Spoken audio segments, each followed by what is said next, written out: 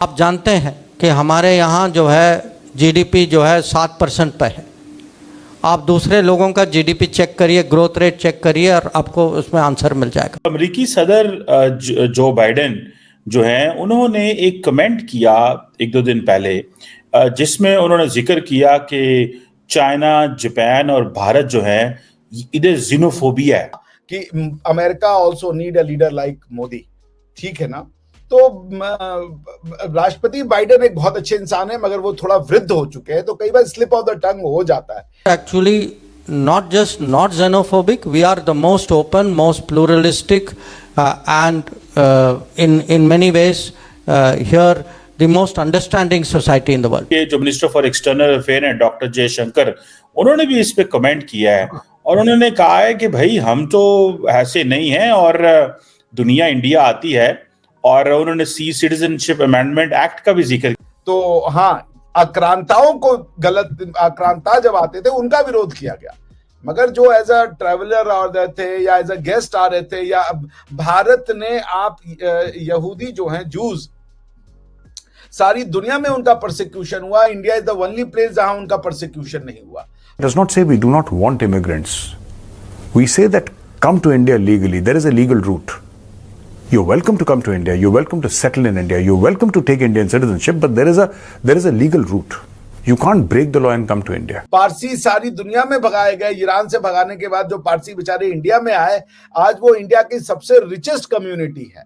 पारसी यानी कि आप टाटा का नाम तो सुनी होंगी ना आरजू जी, टाटा पारसी है ना। World Bank says it. IMF says it. JP Morgan says it. Ernst and Young says it.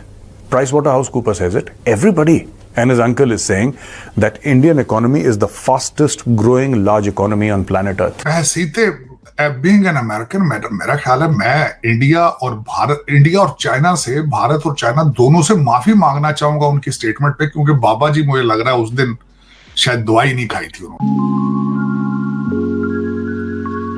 जो है जो बाइडेन जो अमेरिकन प्रेसिडेंट है, उन्होंने बड़ा एक जो है स्टेटमेंट अपना दिया, जिसमें उन्होंने ना सिर्फ ये कि भारत का नाम लिया, बल्कि उन्होंने चाइना और जापान को भी बीच में लपेट लिया। और उनका कहना यही था कि जी ये जो जीनोफोबिया जो है, मुझे तो इसकी समझ नहीं आ रही जीनोफोबिया क्या होता है। खैर, जीनोफोबिया उन्होंने कहा है। और उसके बाद जो है उन्होंने कहा जी हम तो बहुत वेलकम करते हैं, बाहर से कोई आता है तो अमेरिका में तो बहुत वेलकम किया जाता है, जबकि इन कंट्रीज में ऐसा नहीं है। उनके जवाब में डॉक्टर जयशंकर ने भी उन्हें बड़ा एक कहना चाहिए कि एक रिप्लाई किया स्ट्रिक्ट किस्म का। क्या कहेंगे आप कि आखिर जो बाइडेन साहब को क्या जरूरत पेश आई है स्टेटमेंट देने की, जबकि चाहे वो जापान हो या भारत, दोनों के साथ टर्म्स बहुत अच्छे हैं अमेरिका के? नहीं, ठीक है, वो मेरे ख्याल से जो बाइडेन साहब जो हैं वो बूढ़े हो रहे हैं, थोड़ा वृद्ध हो रहे हैं, तो स्लिप ऑफ टंग है, ऐसा तो मैं उसको ऐसे ही देखता हूँ। लेकिन चूंकि वो प्रेसिडेंट हैं तो उनका जो स्टेटमेंट है वो उसको you can not take it lightly. तो वो भारत की जिसको समझ नहीं है वही ऐसा कहेगा भारत के बारे में, वरना भारत में कितने फॉरेन ट्रैवलर्स आए हैं। यदि आप उनकी क्रॉनिकल पढ़ लें या उनके ट्रैवलॉग पढ़ लें, आप भारतीयों का खुद का जो वो अप्रोच है, जो कि अगर यहाँ पे हमारा पहला व्हाट मेक्स मी इंडियन, अतिथि देवो भव, यानी कि मेहमान जो है हमारा वो भगवान के बराबर है। ये कहने वाला समाज कैसे वो हो जाएगा? अगर आप आक्रांता हैं तो बात अलग है, लेकिन अगर आप मेहमान हैं, अगर आप गेस्ट हैं, अगर आप हमारे यहाँ पे एज अ गेस्ट आए तो you are like a god to me. उसके बाद अहम निजः परोवेति गणना लघु चेत सामुदार चरिता नाम तू वसुधैव कुटुंबकम, यानी कि तेरा मेरा करने वाले लोग छोटी बुद्धि के होते हैं, जो बड़े दिमाग के लोग होते हैं वो समस्त वसुधा को यानी समस्त पृथ्वी को अपना परिवार मानते हैं। ये कहने वाला समाज जीनोफोबिक कैसे हो पाएगा? सर्वे संतु सुखिना सर्वे संतु निरामया, यानी कि सब कोई सुखी रहे, सब कोई निरोगी रहे, ये कहने वाला समाज जीनोफोबिक कैसे हो जाएगा? ये समाज में कभी किसी को छोटा या बड़ा समझा ही नहीं, या ना ही छोटा बड़ा किसी को कहा। तो हाँ, आक्रांताओं को गलत आक्रांता जब आते थे उनका विरोध किया गया, मगर जो एज अ ट्रैवलर आ रहे थे या एज अ गेस्ट आ रहे थे, या भारत ने आप यहूदी जो हैं, जूस, सारी दुनिया में उनका परसिक्यूशन हुआ। India is the only place जहां उनका परसिक्यूशन नहीं हुआ। पारसी सारी दुनिया में भगाए गए। ईरान से भगाने के बाद जो पारसी बेचारे इंडिया में आए, आज वो इंडिया की सबसे रिचेस्ट कम्युनिटी है। पारसी, यानी कि आप टाटा का नाम तो सुनी होंगी ना आरजू जी, टाटा पारसी जी। है ना, वो इंडियन नहीं है, ईरानी है वो, उनकी जो वो है, लेकिन वो इंडियन बन गए और हमने उनको इंडियन मान लिया। हमने कोई परसिक्यूशन, कोई जिनोफोबिया नहीं किया। अगर हम जिनोफोबिक लोग होते तो टाटा आज पाकिस्तान से ज्यादा जीडीपी रखता है, हम तो उनको बनने नहीं देते, हम तो कहते किसी इंडियन को बनाओ। जो बाइडेन जो हैं उन्होंने एक कमेंट किया एक दो दिन पहले, जिसमें उन्होंने जिक्र किया कि चाइना, जापान और भारत जो है इधर जीनोफोबिया है, ये जीनोफोबिक कंट्रीज हैं, कि ये जो है और हमारी जो तरक्की का राज है वो ये है कि हम और ममालिक के लोगों को आने देते हैं, वेलकम करते हैं, और हम जो है इसीलिए तरक्की कर रहे हैं। आप भारत के जो मिनिस्टर फॉर एक्सटर्नल अफेयर हैं डॉक्टर जयशंकर, उन्होंने भी इस पे कमेंट किया है और उन्होंने कहा है कि भाई हम तो ऐसे नहीं हैं, और दुनिया इंडिया आती है, और उन्होंने सिटीजनशिप अमेंडमेंट एक्ट का भी जिक्र किया है। तार साहब, आप क्या समझते हैं, एक तरफ अमेरिका के अंदर स्टूडेंट्स पे इतनी ज्यादा सख्त लाइन ली हुई है, इलेक्शंस भी आ रहे हैं, जो बाइडेन ने ऐसा क्यों कहना पड़ा, खास तौर पे ये जापान एंड इंडिया के बारे में, जो कि दोनों इत्तेहादी मुल्क हैं, चलो चाइना तो ठीक है राइवल है। How do you see this Joe Biden statement sir? Cheema साहब, मैं बहसीते बीइंग एन अमेरिकन, मेरा ख्याल है मैं इंडिया और चाइना से, भारत और चाइना दोनों से माफी मांगना चाहूंगा उनकी स्टेटमेंट पे, क्योंकि बाबा जी मुझे लग रहा है उस दिन शायद दवाई नहीं खाई थी उन्होंने, या कुछ हो चुका था।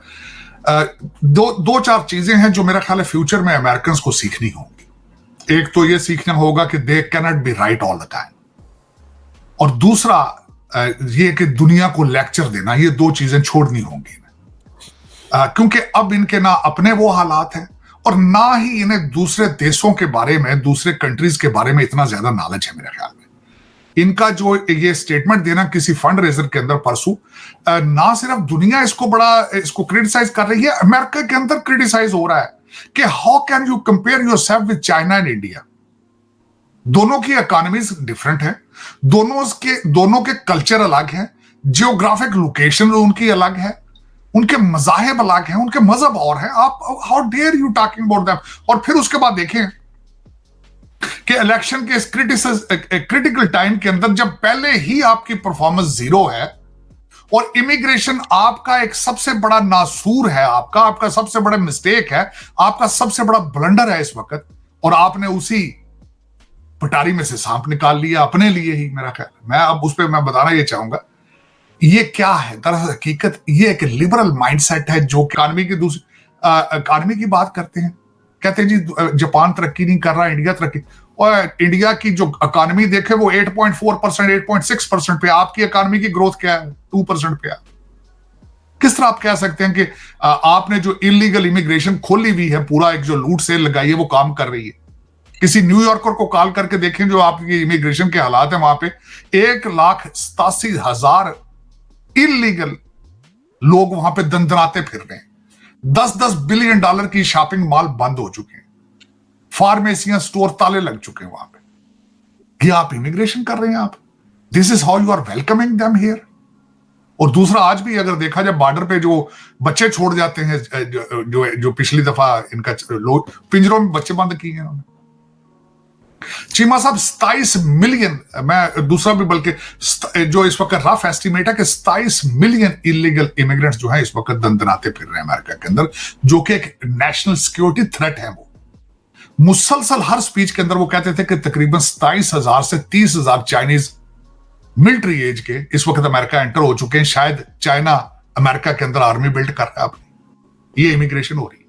दूसरा, उसके बाद ये है कि यहां पे लोग मुसलसल लोग यहां पे क्राइम कमिट करते हैं, रेप करते हैं, मर्डर करते हैं, उनको अरेस्ट किया जाता है या फिर बाद में छोड़ दिया जाता है या डिपोर्ट किया जाता है, वो फिर वापस आ जाते हैं। ये इमिग्रेशन हो रही है।